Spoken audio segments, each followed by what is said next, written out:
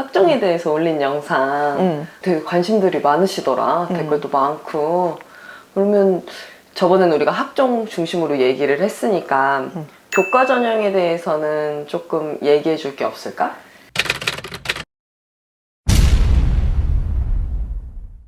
교과 같은 경우는 학종에 비해서 훨씬 더 특정 학교 친구들이 주로 썼거든. 일반고를 제외한 모든 학교들은 대체로 교과 전형으로 원래 안 썼고 거의 쓴 경우가 많지 않았고, 뭐 물론 이것도 학교마다 조금씩 다르지만 대체로는. 그리고 교과 전형 자체 특성상 일반고 친구들이 훨씬 더 많이 쓰고 유리했지, 원래도. 저번에 얘기한 거는 사실 이건 거잖아. 교과 정시가 인원이 커지면서 예전에 완전 학종 중심이던 시절에서 균형 있게 쪼개지게 되면서 좀 더 고등학교별 유불리가 아주 선명해질 것이고, 거기에 맞춰서 우리 아이가 어떤 고등학교를 가는지에 따라서 되게 많이 유불리가 또 영향을 받을 수가 있게 된다. 뭐 이 얘기인 거잖아. 근데 애초에 교과 자체는 원래부터 일반고 친구들 거였어, 사실 이거는. 그리고 저번에도 연대 학교장 추천 전형이었던 그 교과 전형이거든. 연대 교과 전형 같은 경우가 이제 수능 최저가 없거든. 수능 최저가 없다는 것 자체가 일반고 학생들 아마 요거를 어느 정도 아예 그쪽으로 딱 잡아놓고 생각을 한 걸 것이고, 그러다 보니까 연대 학종 같은 경우는 좀 더 일반고가 아닌 다른 학생들을 어느 정도 연대에서 염두했을 것이다 라고 나는 이제 사실 생각을 한다는 거지. 그래서 이게 좀 더 선명하게 구분이 쫙 돼버린다는 거야. 그래서 교과 같은 경우는 애초에 선발하는 학교를 쓰는 친구들이 그 선발하는 학교가 어떤 학교가 됐던지 간에 처음부터 교과 전형에 어마어마하게 기대를 하고 가지는 않아.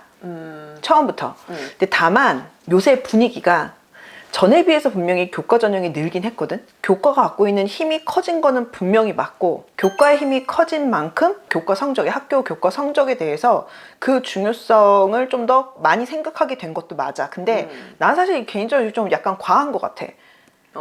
과하다고 생각을 해. 그러니까 어떤 의미에서 과하다고 생각을 하냐면 4월 말쯤에 2024, 그러니까 현 고2 학생들 대상으로 대학교에서 어떤 식으로 전형을 할지 지금 다 윤곽이 웬만큼 지금 잡혀갖고 나왔거든.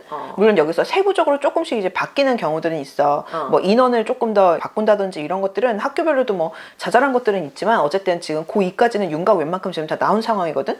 그 2024를 보면은 특징이 이제 가장 이슈가 되는 게, 그리고 교과에 대해서 이제 사람들이 이제 많이 이제 좀 더 이렇게 된 게, 고대에서 이제 정시에서 내신을 본다고 발표를 했어. 그러니까 원래 정시는 대부분의 학교들이 어쨌든 간에 수능 100이었는데 아닌 경우도 물론 있긴 했어. 뭐 일단 면접이 좀 들어간다든지 뭐 이런 경우도 있긴 했지만, 어쨌든 대체로는 최근에는 대부분 다 정시에서는 어쨌든 수능 순서대로 그냥 딱 줄 세우는 시기였는데, 근데 이제 서울대가, 이거 우리 전에 얘기한 적이 있는데, 서울대 같은 경우가 이제 정시에서 내신을 발표한다고 우선은 먼저 이제 했었고, 연대나 다른 학교들은 그렇게까지는 하진 않았지만 고대 같은 경우도 이제 내신을 본다고 하니 정시에서도 교과가 갖고 있는 힘이 굉장히 커지게 느껴지는 거지. 그리고 생각할 수 있지. 그치, 생각할 수 있지. 근데 이거를 틀린 말은 아닌데 오해하지 않아야 되는 지점들이 좀 있기는 해. 우선은 고대 이번에 그거 발표한 거를 보면은 전체가 이제 1000이라고 1000점이라고 하면은 800이 우선은 수능이야. 그 다음에 200이 내신이야. 내신보다는 수능이 훨씬 더 비중이 크긴 하지만 근데 이게 대입 입시라는 게 0.1점 가지고도 합불이 달라지고, 그렇잖아. 특히 정시가 더 그렇잖아. 맞아. 그러다 보니까 200점의 내신이 갖고 있는 파워를 당연히 무시할 수는 없잖아. 나는 개인적으로 고대가 당연히 이거를 아마도 당연히 염두를 하고 계산을 해서 이렇게 세팅을 했을 거라고 생각하는데, 그거를 사실은 따져보면 이래. 내신이 영향이 없다는 게 아니고, 그러니까 서울대처럼 영향이 없는 건 아니야. 분명 영향이 있긴 한데, 우선 첫 번째로 나는 사실 이렇게 주목을 했어. 1000점 만점에 800이 이제 수능이고 그 다음에 200이 내신인데, 그럼 1대4 정도 비율이잖아? 근데 그 내신 200을 까놓고 이제 잘 들여다보면은 200점 중에 100점은 기본 점수야. 그리고 100점 가지고 이제 왔다 갔다 하는 거야, 점수가 애들마다. 그럼 정확히는 이제 8대2가 아니라 8대1대1인 거지. 그러네. 그러니까 내신이 1이고 수능이 곱하기 8이 되는 거지. 강도나 이제 크기나 변별력을 보면. 이거를 가지고 이제 점수를 따져놓는 것도 보면은, 우리가 지금 현재는 고등학교 내신 성적을 보면은 등급이 나오는 것들이 있고, 그 다음에 성취도 과목들이 있잖아. 맞아. 그리고 학년이 뒤로 가면 갈수록 성취도 과목들 비율이 되게 커진단 말이야. 성취도 과목 같은 경우는 이건 물론 학교마다 편차는 굉장히 크지만 대부분의 학교들이 성취도 A 정도의 비율을 등급으로 치면은 1, 2등급이 아니라 3, 4, 5등급 혹은 그 이상까지도 A를 줘. 근데 고대 같은 경우도 이번에 발표한 걸 보면 A기만 하면은 이거를 1등급 점수로 치환을 해버려. 그러니까 무슨 말이냐, 등급으로 쳤을 때는 4등급, 5등급, 6등급 친구들도 등급 수준인 친구들조차도 사실상으로는 1등급으로 이게 계산이 되는 상황이니까 내신이 갖고 있는 점수 인플레가 굉장히 커지겠지. 그치. 그러니까 그리고 변별력이 약해지겠네. 그치. 점수 편차가 사실 엄청 크진 않을 거야. 물론 내가 만약에 내신을 8, 9등급으로 다 깔아버렸어. 그럼 사실 이거는 영향을 받긴 하겠지. 근데 만약에 내가 점수가 1.0이잖아. 예를 들어서 내가 고등학교 때 1.0 받았잖아. 정시에서 고대를 사실을 쓸 확률이 사실 높진 않아. 그러니까 무슨 말이냐면은 학생들이 수시에서 합격을 하면 정시까지는 안 가. 수시에서 합격을 했는데 내가 수시에서 합격한 학교가 마음에 안 들잖아. 그러면은 그냥 재수를 해야 돼. 등록하고 재수하든 생재수를 하든지 간에. 근데 내가 만약에 진짜 일정 극초반대 정도의 예쁜 내신을 갖고 있잖아. 그러면은 많은 숫자들은 사실은 수시 안에서 어쨌든 뭐라도 붙어있을 확률이 사실 높아. 근데 만약에 내신이 1.0이고 됐다 이뻐도 만약에 뭐 여러 이유에 의해서 뭐 운이 없었을 수도 있고 정시까지 밀려온 친구들도 있을 수 있잖아. 있을 수는 있지. 근데 그 숫자가 과연 많을 거냐 이거지. 그치. 그리고 그 친구들 같은 경우는 그 정도 예쁜 내신 등급을 어떤 식으로든 활용하려고 하지 고대를 그렇게 쓸 확률이 사실 나는 개인적으로 높지는 않다고 봐. 그리고 나는 이거는 그렇게 이견이 있지는 않을 것 같아 사실은. 이게 그러니까 수시와 정시의 차이도 있고 그리고 만약에 이게 어찌됐든 간에 이 점수를 보면 정시다 보니까 정시 특성상 아무리 내신이 좋아도 결국에는 고대를 쓸 수 있을 만큼의 수능 점수가 되어야지만 쓸 수가 있는 거 아니야. 그래야지 염두를 하겠지. 고대를 쓸 수 있을 정도의 수능 점수에다가 플러스 내신 1점대 극초반이다. 완전 이 정도면은 되게 이쁜 성적인 거거든. 그러면은 사실 이걸 가지고 훨씬 더 예쁘게 좀 활용할 만한 조합들은 더 있긴 하단 말이야. 그치. 그래서 아무리 스카이라고 해도 정시에서 고대를 쓰는 친구들이 고대를 쓸 만한 수능 점수에다가 플러스 1점 극초반대인 경우는 많진 않을 거야. 우선은.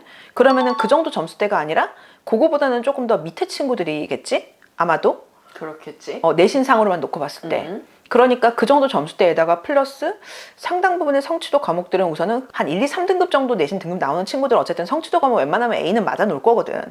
그러면 A 정도 맞아 놓고 하면은 점수 인플레는 더 커질 것이고 실제로는 1000점 만점으로 했을 때 100점 기본 점수 깔고 800점은 이제 수능이고 100점 가지고 이제 거기서 점수가 나오는 건데 그 편차가 어마어마하게 사실 날 만한 상황은 아마 아닐 거야. 그렇겠네. 물론 영향이 없다는 건 절대 아니긴 해. 어쨌든 합산이긴 하니까. 그리고 점수가 분명히 갈리는 건 맞으니까. 그래서 그런 부분들 때문에 우선은 정시에서 고대 내신 영향력이 결정적으로 어마어마하게 작용할 정도까지는 아니고 없다는 건 아니고 그 다음에 사실 이거 인원을 가만 보면은 전체 모든 정시 인원 전부 다를 고대가 다 내신을 보는 게 아니거든.